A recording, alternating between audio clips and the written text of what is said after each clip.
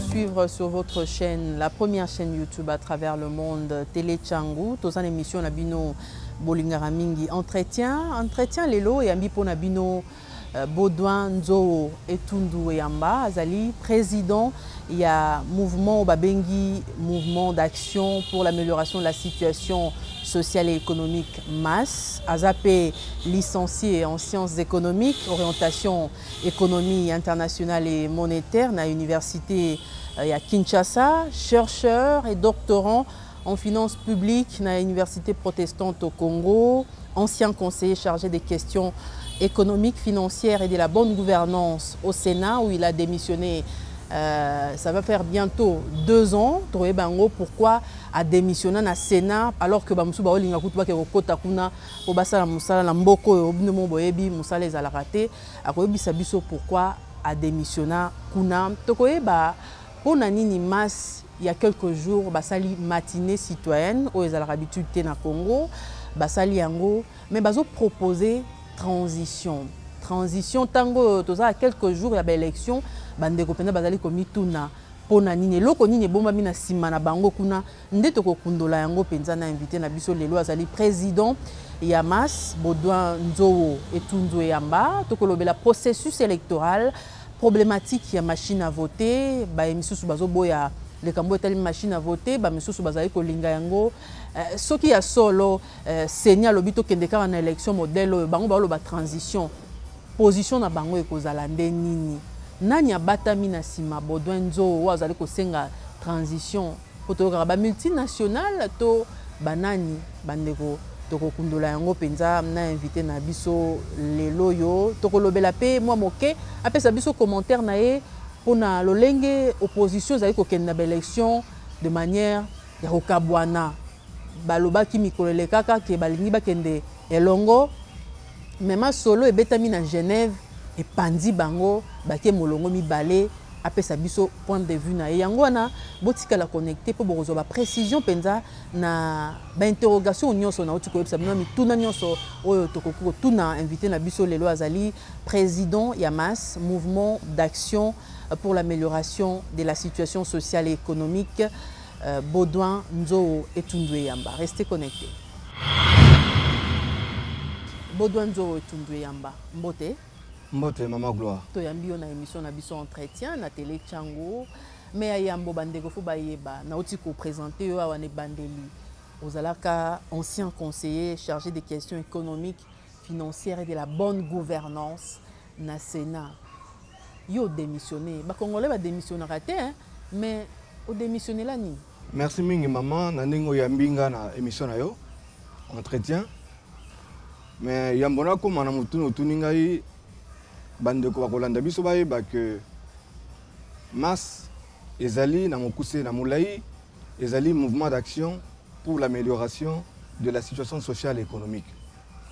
To sali yango lelo to ke na mibumi balé mais to sali yango pona nini to sali yango pona to moni ke ndenge ville ya Kinshasa ko kufa ndenge mboke za ko kufa mboke zozonga sima il a été question to sangana pona to sala mouvement citoyen wana pona ya liboso to lutter contre l'abus et la gestion publique par les politiciens. Mais bandeko avant to koma na sika ya MAS bandeko nde fa ba yeba utaka na bonne gouvernance nazo koma na sika wana démissionner nazo koma na sika wana kota na likambo etali MAS nazo koma na sika wana pona kolobake pour avoir été témoin pendant de longues années na bisika belé à l'état comme expert et mingi comme conseiller tout simplement il y a souka ndengo lobaki ezalaki na Sénat comme conseiller en charge des questions économiques, financières et de la bonne gouvernance.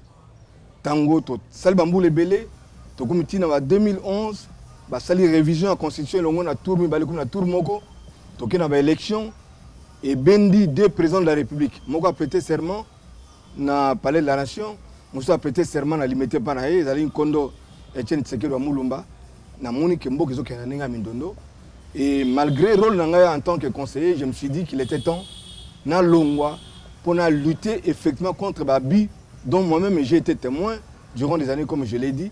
Voilà pourquoi na sengaki na président Kengo Adondo andi ma démission na ngai na longwa pena kende ko sala mouvement na ngawana mouvement na sali ezali pour lutter contre l'abus ya gestion publique dont Sénat ou ya biso ezalaki pe ezape na kati. Donc peut-être animateur ya Sénat bazape na kati. J'ai été témoin privilégié en tant que conseiller en charge des questions économiques, financières et la bonne gouvernance. Donc vous vous rendez compte que effectivement na moni mboka ndenge tamboli banda ba premier ministre union depuis pratiquement 2007. Ils ont la premier ministre Kizenga, ils ont le premier ministre Adolphe Mozito, ils ont le premier ministre Matata, ils ont le premier ministre, je crois que nous sommes la commission économique, financière et la bonne gouvernance, il y a une commission restreinte, où il y a une condition, vous avez discuté peut-être pendant Boutou Mobimba. Pendant toute une journée, je me suis rendu compte que le pays est mal géré. Et pour cela, ça m'a révolté et j'ai décidé donc de démissionner pour m'occuper justement de ces mouvements qui va en guerre contre anti-valeurs, contre l'abus et la gestion publique. Mais justement, Ozaki Nakatia Sénat, Mosika na politique, pour la partie politique, aucun mouvement citoyen. Oui, mon tour peu à solo, maman gloire. Oui, bien que ce tali mokilene za okende lelo yo. Mingi na mboka na biso, ba parti politique nyonso ezali les sources na crédité. Population a baillé à lembi ba parti politique. Pour nani ba parti politique va décevoir la population. Il y a toute une dynamique nouvelle où il y a ba mouvement citoyen. Ils allaient payer innovation à Congo, surtout en Afrique, mobimba, dans le monde. Ils allaient mon PPSIK. On a dit président Macron a balayé la classe politique non française. Ils allaient battre à gauche, parti Nesika Outaka, le président Hollande. Ils allaient battre à droite avec Sarkozy, na Omusu Bazalaki wana le candidat. En réalité, il y a mon PP, où il s'allie que mon kilezo qui est le citoyen dans la société, aïe qu'on se prendre effectivement en charge. Et c'est la slogan mais c'est la solo. Pour nani maman, Olimbi ça peut-être comme les on a pour comprendre une fois pour toutes. Dans la société congolaise au côté de l'eau, on va bengi société moderne. Et ça aura toujours habité mi balé. Et teni aliboso, les allo ba bengi combo société civile. Et teni mi balé, les allo ba bengi combo société politique. Ah to benga rango classe politique. Nous sommes balé wana. Bitene za ko evrer na siko ba bengi combo vie publique. Donc vie publique au Italie, bon kolongo no nzoto. Au Italie bien-être la population, les alliés apanage à composante mon côté. Il y a nous sommes na mukili de plus en plus ba citoyens ba za ko s'organiser pour na ko même dynamique wana. Ata pe total qui na mikili musika le aux États-Unis, président le Trump a un pouvoir, en réalité, il a presque mis de côté les us et coutumes républicains qui l'appuyaient. N'en parlons pas avec les démocrates. Il y a s'imposer. Sautel pe le na mukili à Poto par exemple, Brexit. Où est-ce que Grande-Bretagne va construire pendant 50 ans. Et là, il y a un continent, il y a un Europe, l'Union européenne, la population a boy, a sengi bakonzi, a la qui c'est un référendum qui va bima. Les lots bazana kata bima, on va bien comme Brexit. Donc il y a une dynamique à sika. Vous avez un petit le loyo, Makambo et Amas, Tolenge là, ça fait pratiquement 3 ans. Officiellement, ça fait 2 ans. Mais talati le lot, sur l'angana yo, kaka 2 ans dans Katamboka. Et où tu vas payer na bail politique. Voilà pourquoi justement, biso de mon qui pour tout ça la partie politique, et ça malamouté. Le peuple n'a plus confiance aux partis politiques et détruit confiance à la population. Et comme il y a un clan, comme il y a une tribu, et comme il y a une anti-valeur, alors pour nous manifeste na biso ko nettoyer salité wana, pour relever le défi wana, champ wana est détruit par les politiques, le mouvement citoyen il continue à katwana pour n'indigner que et répondre la gestion de la chose publique vraiment en Estikanango. Voilà pourquoi moi j'ai fait ce choix qui est judiciaire et qui demeure encore judiciaire aujourd'hui et demain encore parce que en fait le 21e siècle maman il y a les siècles citoyens. Il y a les siècles de biso que Songolo Pakala na parti boye ba tourner biso na zunguluke en rond, ce n'est plus question, c'est une question, il y a population, il y a citoyen et un citoyen ordinaire, balé belé. Alors Mas Solobi mouvement d'action pour l'amélioration de la situation sociale et économique. En fait, moi, les camps économiques, mais le mouvement citoyen, tout le monde a politique. L'objectif est bino bondo kabola bambongo pour améliorer bateau bazana pas sito boni bondo sala nini exactement musa na bino na terrain. Mutuna on a se plaka mingi parce que et puis ça ngai ndingi ça pour expliquer na bato baza kolanda biso va comprendre. Dès na lobaki ne bandeli Mama Gloire, na société nyonso, nous avons deux grandes parties. Il y a la société civile et puis il y a la société politique. Alors biso na niveau il y a la société civile. En fait, c'est organisé conformément à la loi 004 il y a 2001.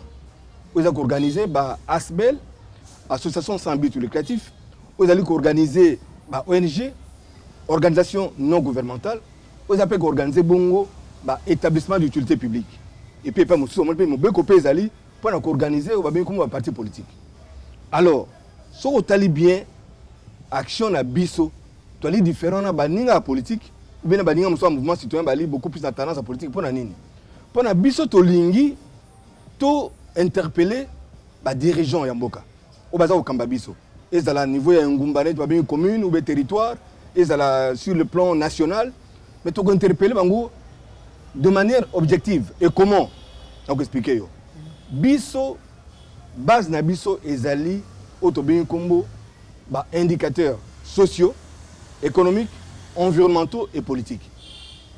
Parce que les indicateurs en maman, dans la société, ils allaient quand le coup là, ou bien comme bah signe vitaux pour les malades. Ou bien ceux qui les lo, ngana beli ou bien yo n'importe qui, ok pas munganga, ne bandel munganga simbayo, munganga a tout naka toujours, bah pesa bah signe vitaux, bata la température, bata la poule, bata la tension artérielle, donc ceux que vous avez la tension ou pas, pression artérielle en fait, bata la les mususu poids koleka et puis na simale mususu monga rosenga ba bien comme ba examen beaucoup plus approfondi, plus spécialisé na simana ngo seulement à ko prescrire diagnostic. Alors masse tolé quoi monga la société congolaise.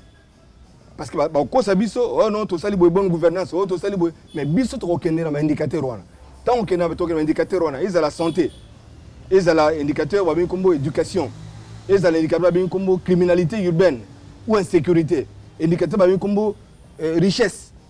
Ben indicateur nyon sera biso to ko analyser ngo, to suivre évolution ngo mois après mois, semestre après semestre, année après année, ndena simana ngo to ko yeba ko juger siko ozo kamba biso. Au moins qu'il y a de manière objective en disant qu'aujourd'hui voilà les tableaux, bioza malade, bioza maladité. Oza malade on a niveau nini? Bon hospitalisé yo, et ça senga que donc voilà la différence entre biso masse mouvement d'action pour l'amélioration de la situation sociale et économique. Na ba ninga mosusu ou ba li mingi pencher vers la politique. Biso to la politique parce que politique ils ont influencé vie publique.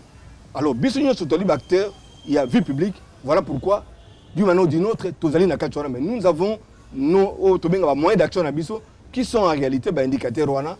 Il y a un monde que Massaline qui neti monganga ya société congolaise ndena lobaki et nous fonctionnons à travers un observatoire et qui fonctionne comme un institut. Autobengi institut social et économique du MAS, ICMA sigle. Il y a un indicateur selon ma spécialité, médecin, ingénieur, pour évaluer l'action. Voilà comment nous fonctionnons. Justement, avant Nathalie a manifesté beaucoup de phrases moko bosali constat que la ville Kinshasa na ba ville mosusu makambo penze zo simbate mais na suka wana bolobi la démocratie représentative est essoufflée et a montré ses limites. Sikoyo nde sikoyo on na tuna et montrer limites nango bino mas pour proposer nini. Voilà, motuna malam mama. Ezali constat ya ngai mon côté comme président ya mas. Je peux constater à mon côté comme masse, elle constate il y a bateau à étudier mon kilomètre za kotambola. Oyebi que nous gérer les lots sociétés na biso maman, ils en Afrique, ils en Europe, ils en mokili Amérique, en Asie. Démocratie wana bato atiki la biso yango, ils ba grec. Ou ba bengi comme démocratie représentative. Et ngelo banini. Président de la République boko ponaye pendant un mandat précis a représenté bino. Député ou bien sénateur pendant un mandat donné a représenté Bino, Tinma gouverneur. Mais tu observes qu'à travers le monde, modèle Ouana, ils ont fonctionné. Au moins, les hommes ont eu le quoi, surtout en période de campagne. Au moins, ils ont voté, ils ont fait photo qui toque, ils ont salé le maquillage, au moins, ils ont banderole, ils ont coûté peut-être $5,000. Mais il faut qu'il y ait, mais Ndekouana, aïe pour asenga bino ba suffrage. bo voter a Otuapi à Salanini mais ce cas qui par exemple muto a Konzaki Mboka bo tu na bilan na à Salé Logoni donc le plus souvent les bazora bokonzi ba temi touré comme ma voiture fumée bon mon na bango suite bye bye pendant 5 ans bon mon na ka l'air à campagne ba zongi lisusu bo voter ngai oh azongi so muto yo non yo na magi ba image mususu na mboka lokona na Nigeria kuna bato akende ndingo ale bazongaka bazola na bombango mabanga peuple congolais va kuma sika donc raison en mboka dictature en mboka to senginde ou ba bengi démocratie participative yo ba citoyen yo mon ki biso mato ali organiser na ba structure ba bengi kombo ba BM ba base du mas ba mama ya Zando ba mama ya Wenze ba wewa ba chauffeur ba keche ba fonctionnaire à l'état ba étudiant à l'université ba médecin ba infirmier ba cause la organiser selon ba corporation na bango na bino pe journaliste pour que la structure officielle les alliés en contact dans l'état qui souvent deviennent corrompus les bandes les gars sima bino na niveau ya masse bo beleli mukiba yoki pe ba konza yoki donc on appelle ça la démocratie participative c'est ce qui fonctionne aujourd'hui dans le monde et c'est ce que le masse veut maintenant expérimenter parce que au monipe démocratie représentative on pas tout combien kayango donc clique moi batuboye entre guillemets opposants entre guillemets majorité bazu payé en otage. Pendant 1960, papa, moana, moisi, noko, ainsi de suite, cela aussi s'est passé en France. Voilà pourquoi Macron Emmanuel est passé. Cela s'est passé également aux États-Unis. Je l'ai dit, voilà pourquoi Trump est arrivé. Cela s'est passé en Grande-Bretagne. Voilà pourquoi Boy, Europe, pour la Britannique, parce que nous sommes en donc en réalité, elle est dynamique à Sika. Et Congo mboka na biso peuple congolais au la simate et masaye na innovation on a pour na toyeba ke démocratie ou ba comme représentative échoué et elle est souffrir ngo lobaki on la place to remplacer on a démocratie participative ou ba citoyen avant na kota mamba politique na lingina lobali comme indicateur ou te ko lobawa ba indicateur soki bo sali ba nini ba observation na bino bo bando pesa ngo nani parce que bino bo gérakate bokotika na parlement à débattre bokotika na institution nini ko lobela bino to na présidence de la République na primature to wapi oyebi ça la recommandation justement to ligne to comprendre un peu musa na bino ko comprendre ngo malamu oyebi que maman gloire peuple on va benga peuple aller souverain peut-être que terme ngo va comprendre malamu te engelo ba na likolo peuple kaka nzambe. Même pas la constitution, parce que le peuple est défaire la constitution et puis à celle de Sika. Et mon kilo à Congo, 2 345 000 km². Aux yeux nord, aux yeux sud, aux yeux est, aux yeux ouest, aux yeux centre. Nous quittons ce zone pesa biso yali pour na Congolais. Auto salon yali pour na Congolais. Tant que tu as résultat on a maman gloire, tu relaxes na peuple congolais. Aye ba kabe moni premier ministre wana akosa bino que non, mboka la biso za émergent. Soki dans 10 ans Tala banali basali sikoyo pour tout l'émergent peut-être 50 ans et puis tala zeli photo leka on a malobaki que non voilà mboka la biso ba konza sika bali mais nyonso wana tala indicateur par exemple ba kombo leadership ou stabilité politique tala cote na biso score na biso to relation d'abord na peuple mais tant to le peuple a comme sikoyo conscient o bengi maman ko construire citoyenneté parce que kozanga koyeba ezali wa ndambote ezali wa mobimba peuple faye ba ke ye mokonde azali mokonzi en communion soana aye ba droit na ye ezali belé et ali civil et ali politique ezali économique socio-culturel ezali collectif aye ba droit wana aye ba pe ko salela yango aye ba pe ko battre yango ko défendre yango aye ba pe que de l'autre côté azape na obligation na ye en tant que peuple ali pe na devoir na ye donc en réalité dans un premier temps ezali ko s'adresser na peuple pour azala éveillé et directement ou indirectement on va zape ko konza ba ko yoka que peuple fongoli miso a 5 to sala boye a 5 to sala pour ça le lo muto détourner mbongo population le gouvernement qui ça va battre mais so mas to beleli habitala mutu tel bourgmestre tel gouverneur boye ministre boye premier ministre président de la république ayibi mbongo boye avec ba détail à moins que ba kanga le ba kangi les journalistes que j'ai appelé là parce qu'il y a la vérité quelque part mais au moins la vérité restera la vérité bobandaka boye bodwanzo bobandaka na société civile a encore que et comité politique il y a opposition et majorité yo za na ba ambition si maté au moins ka candidat président de la République d'abord biteni balé na mutuna na yo pe sanga pe biteni balé na eyano na ngai D'abord, maman, na ko répéter ngo pona batuna yo ba biso na télé changu ba yo kabiso malamu. Vie publique, ezali monopole ya bato sa politique té. O ba kamati politique le quoi métier. Ba musu ba kena université au tanga classe, bango ya bango classe batangi, ezali politique. Ezali compartiment ya vie publique. Compartiment musu so yali société civile. Alors, ce que l'on a société civile, au pays na compartiment kuna, c'est clair que comme ça le politique. Et puis l'église catholique, l'église protestante, ba asbel modèle bongo. Et ça la kati mboka ça la libanda et ça la politique té. Biso to ça la politique té.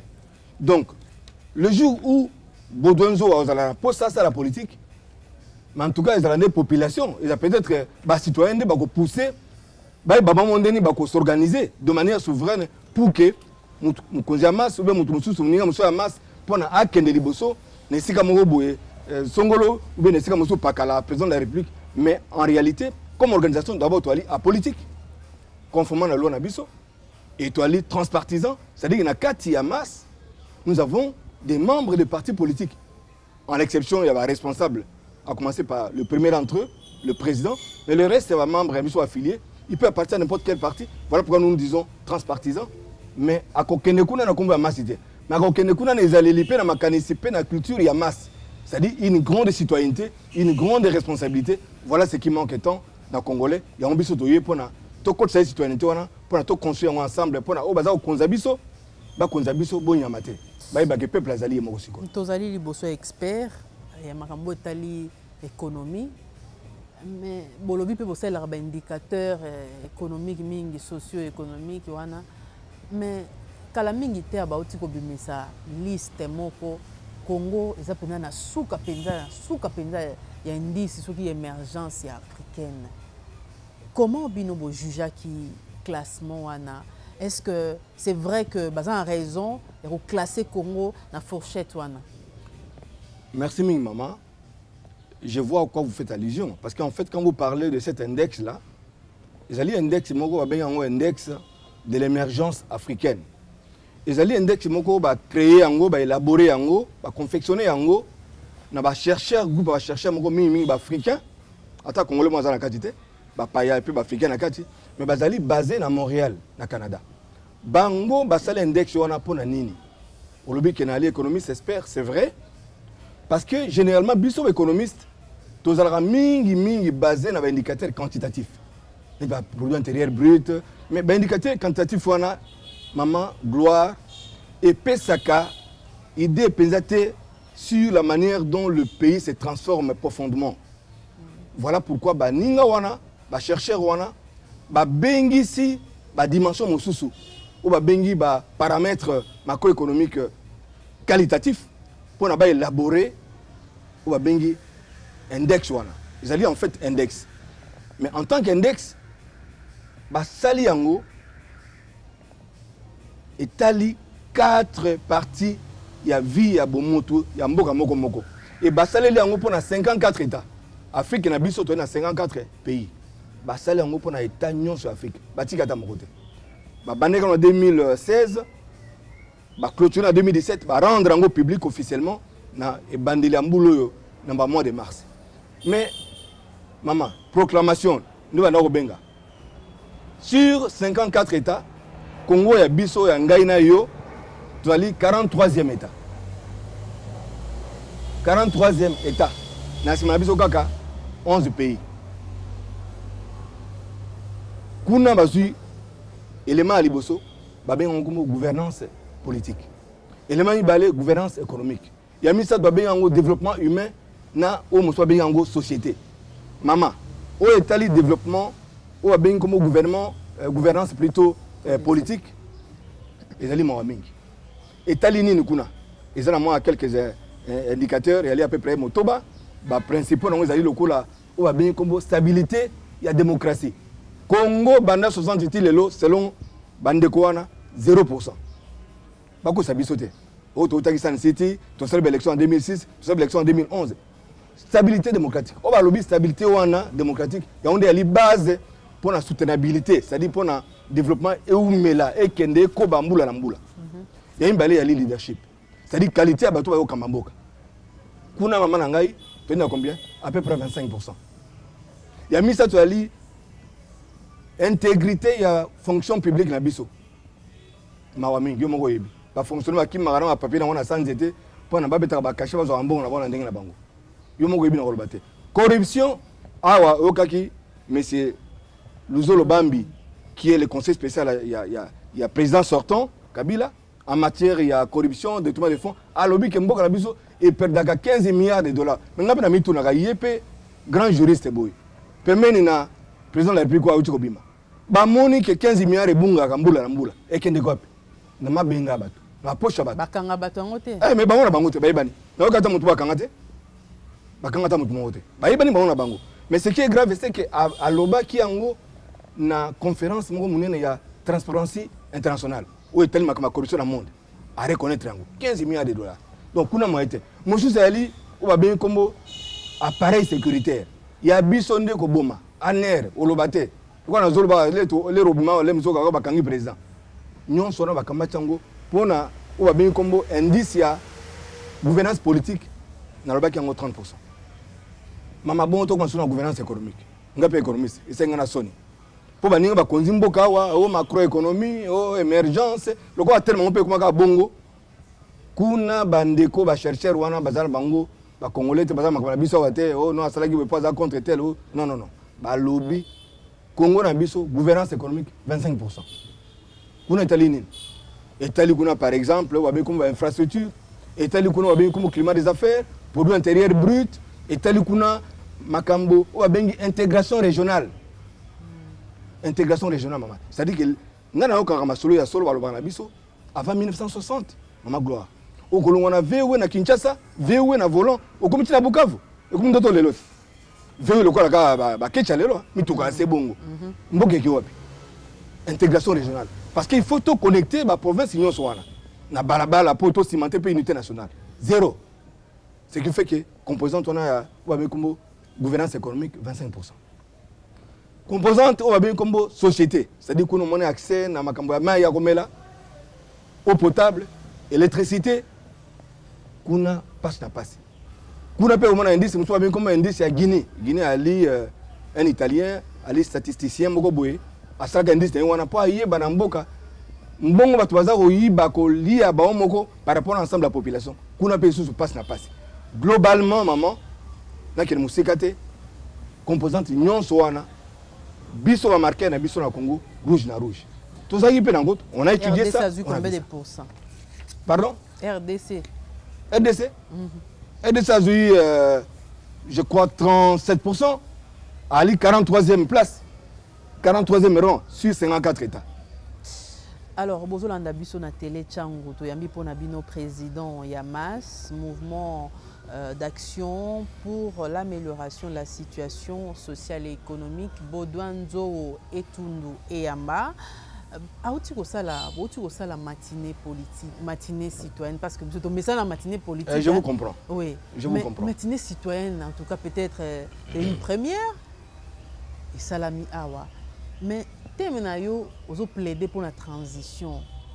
À quelques jours d'élection, motivation na yozalini. Merci maman. Oyebi osali lapsus en français, o mibungi muke, mais on s'est corrigé au moko. To sala ki o ba bengi na lopoto matinée citoyenne. Et j'allais beaucoup tania ba imboka. Rencontre citoyenne. Mais pourquoi? Mais parce que justement tout l'andane bandene na uti koloba maman. Mokili ya biso bato nzamba kela, ezali mokili ba citoyen. Ezali mokili bato to tchaka te pour konza biso. De sorte que d'ailleurs na linga phase na mingi na français, président Barack Obama zaka na États-Unis, tanga longo na pouvoir, à lobby na mosala na ngai d'abord il y a sénateur et puis il y a président des États-Unis. Mandami balé 8 ans durant, na se rendre compte que pour tout changer Amérique, il faut ba citoyen américain ordinaire ba s'impliquer dans mboka la bango. Ah puis les temps ba congolais ordinaire ba s'impliquer. Et ça ba congolais ba yeba na ba komboté. Fils à papa, fils à maman et tel consort non, ils allaient ba congolais ordinaire. Ka komona na nzela wana. O mona so ba kelelo soki manzembe anglais vera betina club ndingi ba stade tonda kawa. O mona muto pembe ya beti soki na équipe nini ba congolais wana bangonde to inviter ki bango na matinée na biso wana autobé comme citoyenne pour na tout débattre sur projet na biso wana projet na biso ya li proposition ya biso na crise politique ya lelo mais pour na nini maman to sali proposition wana je crois que mon tourne penza suka wana oyebi ndena ba ine bandeli puis na ozongela ka ngokaka je vais toujours rentrer là-dedans parce que c'est fondamental pour nous acteurs politiques bazali bakolo société congolaise te na kati ya société congolaise il y a des acteurs publics il y a société civile na politique donc biso to pesa ba idée makanisi pona mboka kende liboso omona ki awa tango président Mobutu azalaki na deuxième république mboka koti pokoso ba marche lelo ville morte lelo soka nini citoyen zaïrois congolais époque wana asengi conférence nationale Mobutu azunguluke ya boyi ya salineti ya dribbler muke soka s'imposer ba fungola na palais du peuple ba comme kuna ba mikangi ba porte balobi comme souverain ba élire premier ministre kuna na kati mais tant ba élire premier ministre nana zalaki na likolo na bango wana église catholique composante à société civile ndetinaki moko ya bango cardinal Abisso Lokomo Laurent Monsengo à l'époque pas plus tard qu'il y a encore quelques mois ici au yebi accord ya 5 ans ba politique ba kutanisi mitu ba comme na suka mandat ici il y a 2016 il faut tout ça élection président de la république na batunaye ba comme ko zonguluke ba changer d'abord constitution et le on a détour le tour en 2011 to lobelango pour ça qui complot monene contre le peuple congolais suka amoni ko moya lité ba bengi conférence épiscopale nationale 5 ans et ça les accords biso peut tolingi en tant que segment ya société civile na ba citoyen ordinaire to peut ça ba idée parce que pas to comme les lots maman décor les aller planter processus ndenge les aller planifier et les peut ça biso chaos na peut ce exemple bandeko ya opposition bazako senga soki to comme le 23 décembre soki kaka machine à voter ezali alors peuple se prendre en charge article 64 na occupé de Kwatundu il y a majorité porte-parole il est pas lobby abi non ceux qui peut continuer ga bongo ba benga pe oya bango pe pai ba sala pe application ya article 64 on est comme nini bazoluka bana mboka mitwe tutana bitumbe bunda or banguna ba dongolo biso bazana sima mboka na biso mama et ton dans kita modèle na modèle tous ali convoité par tout le monde, à commencer par nos voisins, les 9, sans exception. Baza Ozela, Tobunda, Bapé ce soit Mandoki, Bongo, Okana François Benga, balkanisation, Bakabola Biso. Oza comme on a déjà na Est Kuna, Ben et baisser la raté. Donc la menace est réelle. La menace est réelle. Elle est réelle, tout le monde le dit. Toutes les bonnes volontés, tous les hommes au Bali Batobea Solo, Baza Kolbapona Congo. Parce que Nkitawana, ba moni ki ali pona congolais te mais nzamba za zo baté a pesi biso ba congolais nkitawana pona biso monto ba be ko batelango mama e ovana kata ndako ba ore tonda ba wolo ba jamais tonda gardien za raté papa malonga responsable za lata za ande amela ande masangalango kana mama mais biloko wana usoka wapi kongo na biso ezangi lelo ba kengeli et ça ne date pas d'aujourd'hui première république deuxième et ça continue est-ce que transition na yo nanya ko kambango na mécanisme nini président sortant est solo hier au sa élection mais aussi à sa pena pouvoir dans l'armée dans la marinions oyebi maman bata boye ya maele Afrique balobaka mingi ke na Afrique ba monate président moko ou bien pouvoir moko en place et organiser des élections pour perdre ils allent rater pour nani Congolais za ko se faire des illusions monsieur Kabila na dauphin na FCC ils vont organiser des élections pour perdre ngo ah ba bengi déjà article 64 oyi yango te pour que au cas où que comment que les membres boulou qui va aller monte pela monte copelate to ko ça la transition wana mais transition citoyenne wana maman na motuna na et que ça imposer na communauté internationale c'est-à-dire Nations Unies toi les membres à part entière des Nations Unies au moment que le président Kabila malgré que mandat na esili malgré que azui dauphin mais que neki na ONU que ça discours parce que Congo ezali membre à part entière ya communauté internationale. Et que vous allez donc imposer par les Nations Unies, par l'Union Européenne, par l'Union Africaine, par la SADC, mais pour que Kamba Yango, biso moko bana mboka liboso na biso église catholique protestante na église au pesa solo solo na mouvement citoyen pesa solo solo quoi ba masse et ça na sima pour na to de partager bana o balinga batumba moto et likambo ya communauté internationale wana eza violation ya souveraineté ya mboka na biso ti oyoka te awa pouvoir en place balobaka ngo mingi balingi souveraineté ya mboka alors na ko répondre yo pe na répondre na pouvoir en place oyoka ki index ya émergence africaine wana na 4 composantes maman composante politique gouvernance économique société na développement humain yango eza na pourcentage à vers moke pona nini po kuna baninga ya libanda ba organisation wana ba kambaka biso ba salisaka biso lokola ba UNESCO pour ma classe lokola ba OMS pour ma santé lokola tona Ebola lelo lokola tona lelo ma kwashokor toina ba choléra ba lèpre ba fondation kili ba salisaka biso yango monike indicateur wana à niveau ya composante wana eza malamu mais ba indicateur au ministère de Tikali économie politique société le cause makambo ya mboka zéro libungu tulo alors où est la souveraineté donc bato toponi babo mabiso bapunza biloko na biso bateka mboka na biso bapaya baya bakotela biso bavanda baoccuper mboka na biso au nom de la souveraineté mais où est le peuple souverain lui-même voilà pourquoi totelemisi peuple congolais moko qui est le vrai souverain à tellement pour que la transition au wana to sala bandeko bapona mosala politique qui ont eu la politique comme métier ils l'ont choisi comme métier baza mopanzi barolinga parce que yo moni mama nalingaka moi image wana mingi po mikolo soza na kata Kinshasa na kata Congo makama bale tomboki Real de Madrid na nini lisusu na Barcelone. Alors imagine toi deux grandes équipes pendant les lots en avant en poupe bazo beta na stade moko boy bato atondi. Alors quelques minutes avant match banda babi non ba décréter kuna ba décider que 10 meilleurs joueurs de chaque équipe ba beta. Maman au moins dans stade aux la vidéo et au tika la ka arbitre na ba joueur wana. Élection to ke na ngo lelo yo. Ba acteur majeur ya politique ngo Congo ça ba nani. Mais ba ibanité. To miko ça pour nani trop ba vérité trop ba sembo. Les gens non tika mama muke ndamu muke kaka. Ba to lokola ba Jean-Pierre Bemba. Ba to lokola Moïse Katumbi. Ba to lokola Adolphe Muzito. Ba exclure ba on agir de manière politique, rationalité. Ba o bali na prison, lokola Moyambo. Ba Domin Dongala, ba Frank Diongo. Ba sango ba sengi ba bima, ba bimate. Communauté internationale ba senga bima, ba bimate. C'est-à-dire que ba konzo a organiser élection, ba décider ba na ba okene élection ndenge na bango. Taka pe ba ningo ba keneki na opposition ba yokana moi 7 wana, non ba za invalider, non ba za na kati ba yokana. Ba che bango songi. Ba panzi bango, ba panzani te ba panzi bango.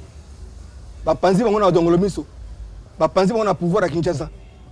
Et pour nani justement parce que ndé sika na balingi bazo biso Congo na peuple congolais na boumbu to boyango. Nango na lero wana ndi to senga bango. O benga kombo processus inclusif ba ya ba MLC ba parti on a soki ya Katumbi ensemble ba kota na Congo makamota peksa ya kota na frontière na mboka na ye on a kota te pona nini en vertu de quoi o musuya ya pa ke nanda kone sika vandaka akende ta mu vanda na sika bateka biloko na mikate pona nini bakozonga ba implanter ba parti na bango na lero wana na simande bakoya ko concourir na élection et puis ba ko kamba transition wana bakozala ba candidater tala lelo mama. Mais te oponi église pour nani oponi église yango wana ba pesa bango accord à Senko ba ko kite 95% sur 98% ba kezongisa wana maboka président de la République ba okokata ngwana église mosala na ezali au sa politique te. Et puis église ata ba kolobande to landa kia peut-être oloba ngomanda momuke ndenge papa épiscope ya biso lokumu ati kozangwene na ye dimanche eleki église wana mama basala ka makambo ya politique te. Ba pesaki bango charge et comme na suka ba lobby bango asali so 90 combien 90%. Bon yobi mukonza mboka bon 1% aux incapables. Ils ont été incapables pour accomplir. Église c'est 99%, 1% tikala ba koki angote. Ya mon église asuni bako. Mo to senga o yali communauté internationale. Na kati on ali makba sala mande église akoya na église mosusu protestante notamment kimbangiste église mosusu solo na mouvement citoyen penza solo ba ali penza il y a solo et responsable et puis aller à politique nde bakota na kati ya makambo wana. Nani abatami na nsima Baudouin Nzou makambo ozosenga oyo élection yango oyo naoki malamu te. Nani abatami na nsima na yo communauté internationale, yura communauté internationale nani aza na nsima?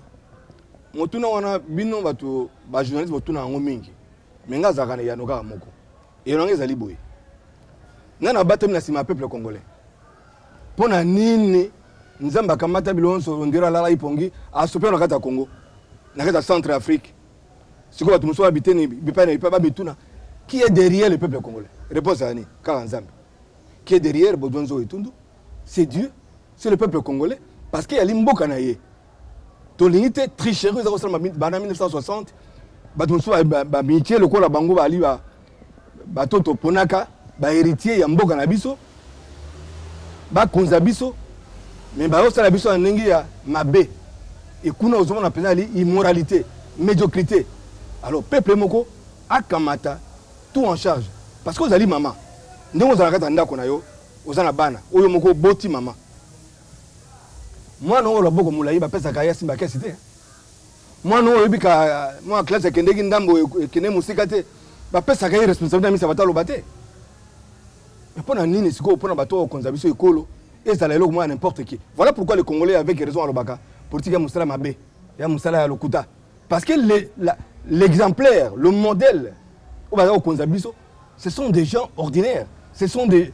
Excusez-moi, mais mingi na bango, bako kite na comment to benga bango excellence. Elle est normalité. Mutolela rolo makambo, oyo kininga lobby. Lobby a changé, les bato na yo non, wana na zalaka politicien. Les gens ont commis homme d'état, mais c'est pas normal. Yo mutuka o changer à tout moment, et ça a bon côté. Alors, Tony, tu dois commenter parce que le lobby homme politique congolais par rapport à où il est à Genève. Bah okani malamu, bah sololi, lobby nango bah tout va changer. Comment commenter situation wana, kokabwana wana ya opposition?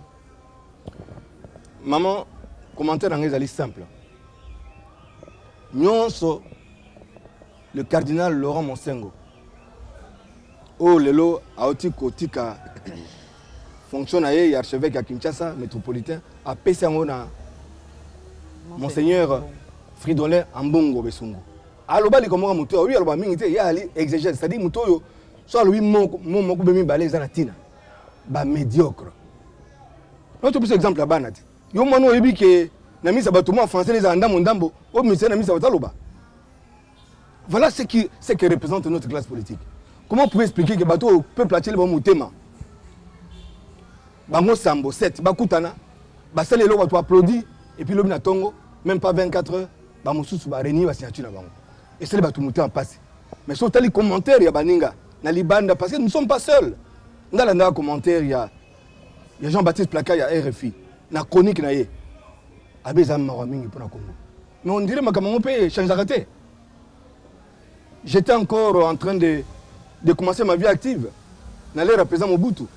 Tozui Abdoulaye Wade d'ailleurs pour ma négociation entre les Congolais.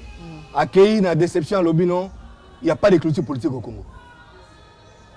Et donc quand j'ai ba humilié, abisa makambo na jeune Afrique belé belé.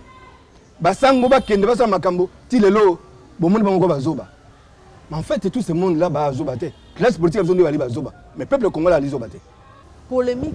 Il y a machine à voter penza ils ont ndongwana opposition bazali ko boya yango na motema moko. Mas a proposé transition. Si jamais Corneille Nangaa lobi to kendeka modèle wana na élection na machine à voter. Position ya Mas oza nini? Maman oyebi ke banda débat wana ebima. Mas mouvement d'action pour l'amélioration de la situation sociale et économique et tombola lola kate pour la position pour ou contre pour to yebi que nyon so donc na ndenge ya décor ya chaos biso to boyi makama élection wana mais so to zongi na ndenge selon ba mibeko mboka mais c'est clair ngape na tangi yango na moni eza la loi électorale eza la constitution et prévoir machine on a dit et prévoir machine on a dit la simple imprimante na za débat on a dit et prévoir yango te alors siko mboka kaboni mitene mibale bon balingi bakena machine wana bamuso boy bamuso bakena machine wana te bon lettre comme le 23 décembre ce qui est ndeko nanga à s'entêter à porter responsabilité. Obi Nathalie Léon Tongo n'a pratiquement 2 fois. Ça dit qu'il n'a même plus le temps de se raser. Ça devient grave. Ça dit qu'à Simbi kilo ya Congo na kata mutu na ye. Il est temps à se réviser. Il est temps à changer.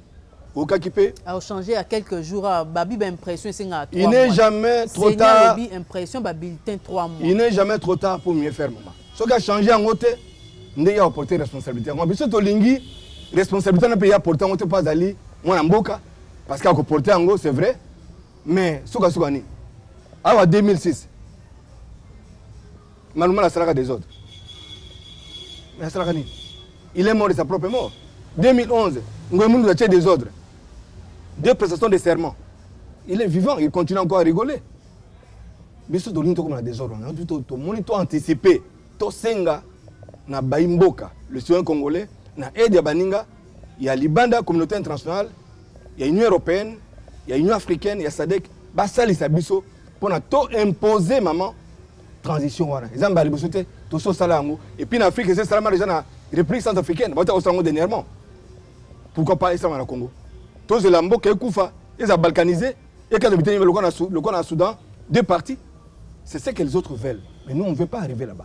Tout le monde comme ça, il y a la Moko, Congolais, il y a la Moko, tribalisme, il y a la Té, Batoa Koufate, Batoa Koufemingi, pour que Mboka ait un pour ça que l'élection, maman, pour que Mboka ait avancé, mais pour que Mboka ait Kabanaté, pour que Mboka ait Koufate. Alors, Baudouin et Tundoué Yamba, comme il y a une émission à Bisso, mais Télé Tchangwe, Kotika Obo, et Tesoko Pessi Malobate, Congolais, Bakotala, Opena Mokili Mobimba, Oebisi Bangoni. Merci, maman, gloire. Il y a liboso na pesio na tondo botondi. Na peso merci mingi nengo ya miga na émission na yo. Et ko senga ngandingisa na s'adresser na ba congolais ya solo na kati ya Congo pe na diaspora na biso et pas ba Tanzanie. To aller belé presque plus de 10 millions de congolais. Baye ba ke Congo na biso, Congo na bango, ya ba koko na biso, ya ba koko na bango ezali là na danger. Quand on observe ce qui se passe à l'est, pourquoi ne pas le dire quand on se dit citoyen? Mais c'est une occupation rampante. Ba bengana ba ndeko na biso. Pour remplacer mon bateau sous sika ba tiso wambo bikolo nto ebité. Ndenge ndeko docteur Mukwege Lobaka. Bacha insécurité na maman na biso, ba bo mabango ba panza mona bana na bona libumu. Pour na ba exploiter ba coltan na biso, na ba or na biso, na ba diamant na biso. Non. Il est temps bana Congo to sangana na bomoko. Congo to na tribalisme te. Ba ko sabiso te. Congolais alika moko banda 60. Au moins un exemple, ba Belge va sali diviser pour mieux régner ba Kenya Belgique, ba Kangi Lumumba wa, ba Kenya kuna ba grand adversaire Farouche Lumumba. Non non. Ba nga sabiso kal. To banda ma solo te soki ndekula biso ayite. Ba cha Lumumba na avion dar pour na ndenge ba sala makambona. To lingi Congo na biso e kabona te. To lingi Congo na biso to perdre yango te. To lingi kita ya Congo ezra d'abord pour na esengo, pour na bien-être du peuple congolais yemoko. Et puis bien sûr, le rappel est Kimingi, total à un niveau de coopération efficace, comment ba ninga mosusu pe ba se retrouver, mais d'abord peuple congolais mo se retrouver. Pour na yango, décor ils allaient planter pour l'élection oyo. Ils allaient décor moko chaotique. Na lobango lelo, ba tu va retenir date wana. To lingi to ko makuna te. To li makila ba congolais tangate. To lingi à partir de to arrêter machine wana ya liwa o ba télévision liboso pour imposer avec l'accompagnement de la communauté internationale auto bengi kombo transition citoyenne mais sans acteurs politiques ni opposition ni ya FCC pour que ba société civile ba kamba ba to solo ba ali o meni mutu ko la ba cardinal Monsengo ba archevêque Fidolin Ambongo Besungu prix Nobel tozui lokola to monaka partout à travers le monde. Docteur Mukwege. Pourquoi pas tous s'appuyer na bana mboko ya solo mukile yebi dont les voix portent pour na ndenge to accompagner peuple congolais na sortir en poto lingité après le 23 décembre to lela. To lingité après le 23 décembre to regretter. Ya wana to beleli pour baka au moni ndoki belela. Ya wana masse à beleli mais to beleli pour matin to proposer transition citoyenne wana ezala et tu as pembeni bandeko ya opposition et tu as pembeni bandeko ya FCC bango ba bongama pendant 24 mois ou 36 mois na sima ba zonga pour ndenge le cas bango apona musala politique basa la politique na bango totondi botondi ndeko Baudouin Nzo etundu yamba mais est-ce que Mama Gloire ngani atondi botondi. Voilà, émission na biso penza komi na suka to suki siwana bolandi penda lolaka ya invité na biso lelo to yamba ki pona bino Baudouin Nzo etundu yamba président ya mouvement d'action pour l'amélioration de la situation sociale et économique MAS boye bien on a mokuse azali licencié en sciences économiques orientation économie internationale et monétaire à l'université à Kinshasa, chercheur et doctorant na finance publique na université protestante au Congo, ancien conseiller chargé des questions économiques, financières et de la bonne gouvernance na Sénat, a démissionné il y a 2 ans. À l'objet en pour na nini a démissionné, a commenté situation politique en mboka na biso pour na nini alingaki penza ko créer mouvement citoyen masse parce que à mon qui ba but oye moko avivaki yango na commission ya lobi ya ki commission moko restreinte na kati ya Sénat yango alingaki makambo changer na boyoka na kombo ya masse wana alobi amélioration ya situation sociale et économique bolandi pena molai nyonso lolenge alobi azo proposer siko ya monique ba élection oyo décor modèle ezaleli ba o bazo boya machine à voter koto balobi fichier za mabe koto bamso balobi sécurité est kuna moyen ba voter malamu ezali te ya lobi ke modèle wana to kende élection ya solo te il faut des transitions il y a 2 ans ou bien 3 ans mais transition wana bato faut ba imposer en des communautés internationales mais ba congolais bango moko faut ba diriger atangi ba yo faut ba diriger